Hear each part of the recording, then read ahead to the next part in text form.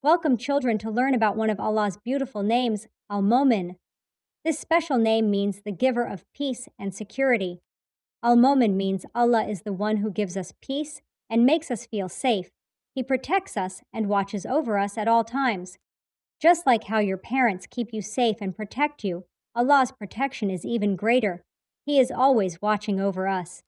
When you're safe at home, warm in your bed, remember that Allah is keeping you safe. He gives us homes to protect us from rain and cold. Allah gives us family and friends who make us feel safe and happy. This is one way Al-Momin shows his love for us. Al-Momin protects not just people, but all his creation, the tiny birds in their nests, fish in the sea, and animals in their homes. When do you feel safe and peaceful? Maybe when you're hugging your parents, or when you're praying to Allah. These peaceful feelings are gifts from Al-Momin. Remember, dear children, Allah Al-Momin is always watching over you, keeping you safe and peaceful. Trust in His protection and thank Him for His care.